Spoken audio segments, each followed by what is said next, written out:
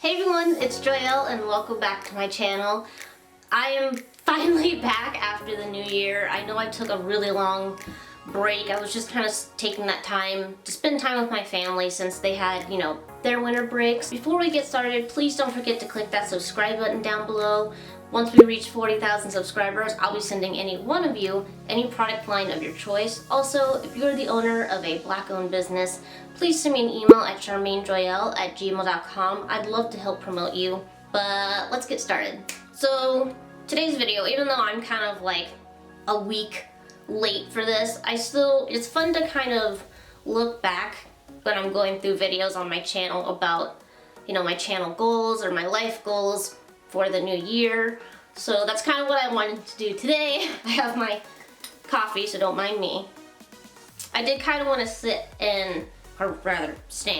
I did want to discuss, some of my goals for the 2020 year. I think what we'll start off with is a goal that I've kind of already started and have been wanting to kind of introduce to you guys. And if you haven't been keeping up with, my Instagram or the community post page on YouTube, one of my big goals for 2020 was to start releasing some merchandise. I think you should be able to see it actually under this video. They are available for purchase now. I've already had a couple of you guys purchase some shirts, so thank you so much for your support for those of you that have purchased some. I made a shirt, and on it says Untamed and Unashamed, and it has a silhouette of a afro, specifically my afro. I know that seems kind of like conceited, but I really just didn't want to use pictures of other people's afros, and I kind of liked the messier look of my own afro. So I thought, what better than to use my own hair for it? I think I was really motivated, and what kind of pushed me to really make it happen was, if you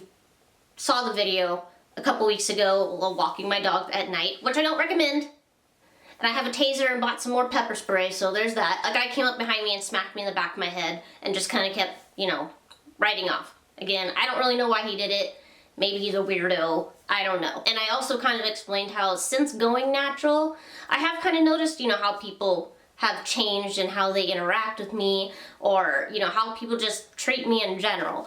From, being followed in stores to straight up being called the N-word for saying excuse me so I could grab some hot dog buns. That's a story for another day. The meaning behind the phrase untamed and unashamed is kind of, it's kind of essentially a middle finger to European beauty standards. I don't mean untamed in like, a bad way. It means, no, I'm not gonna straighten my hair for you to either A, fit in or make you more comfortable with me. I'm no longer going to hide behind relaxers.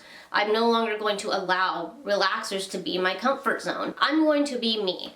And of course, unashamed, that's a given. So my hair is the way that it is, and I am not ashamed of that. I'm not gonna let how people treat me because of my hair, again, make me resort back to relaxers or resort to even straight wigs. No offense for those of you that do wear those. That was kind of the meaning behind the shirt.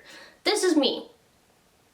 You are not going to tame me or dwindle me down to fit into, again, the European standard of beauty. I don't believe you need straight hair to be beautiful. I don't believe that you need straight hair to be accepted. You shouldn't need straight hair to be accepted or to be seen as acceptable or worthy, or I'm getting heated, sorry.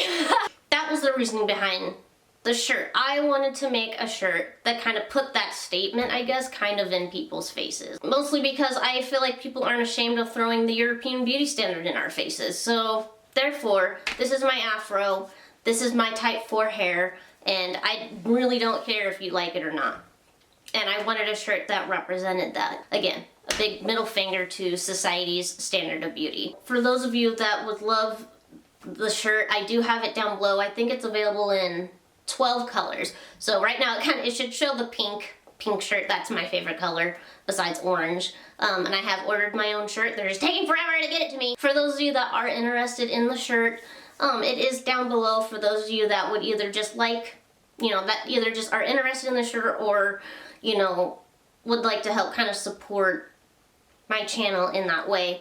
Again, thank you so much to those of you that do. I appreciate all the support on this channel. Without that support, I wouldn't be here. I wouldn't have probably made it this far. on YouTube or on this platform. So I'm forever grateful, and gratitude is another big thing that I am practicing for the year of 2020. With spring coming up, I have been wanting to turn them into tank tops, or even for those who don't really like the shirt kind of merch, I have thought about putting it on like coffee mugs. I'm a huge coffee drinker. I have been wanting to put it on mugs if you guys are interested. They do have like the option to turn it into like stickers as well. So kind of let me know what you guys think. I've also had the suggestion of maybe just putting the logo on the back of the shirt for those of you who kind of don't like the big logos on the front.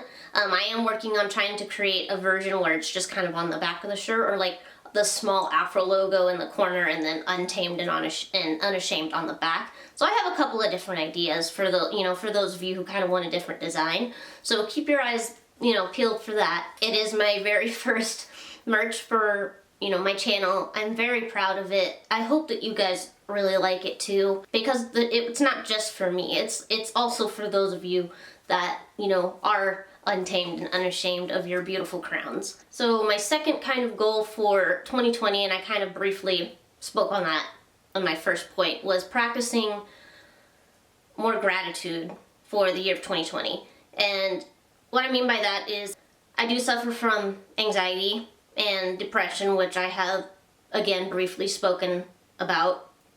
And when that is something that you deal with, it is hard to be thankful for some of the things that you have in your life, because you're so focused on how you currently feel in that anxious or depressed state. It is something that I've been dealing with for a couple of years, but I don't want it to control my life. So, I do go to my doctor. I am on medication for my anxiety, and I have been looking into counseling to kind of help me deal with some of my traumatic experiences from my past, and to kind of help get out of maybe that victim mentality that's developed because of that. I've been kind of like lighting incense and using that time to kind of speak out loud positive affirmations like, you live in a house, you have a backyard for your dogs, you've been given this amazing opportunity to be a full-time YouTuber. You have an amazing subscriber base who is very supportive of you. You have the opportunities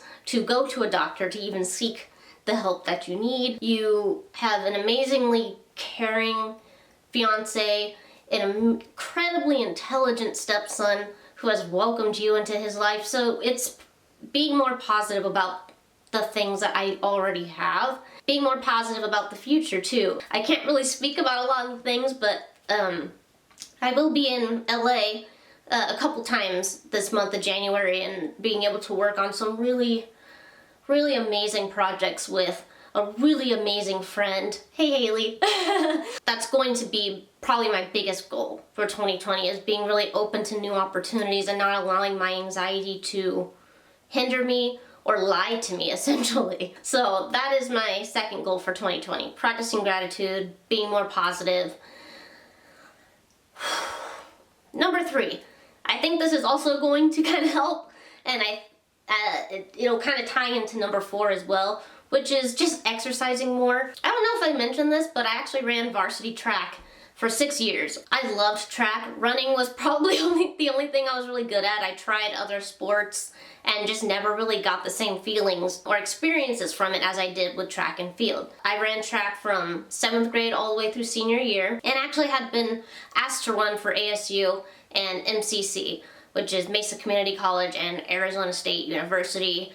But at that time, I think was when my depression and anxieties really started to develop, and I decided to just focus on, the schoolwork and getting a job at that point. But I do love running, and I do want to get back into exercising. That's something that my sister has actually given me the opportunity to do with her in the mornings. We haven't started it yet. We did plan on it, and it just kind of fell through because of conflicting work schedules and stuff.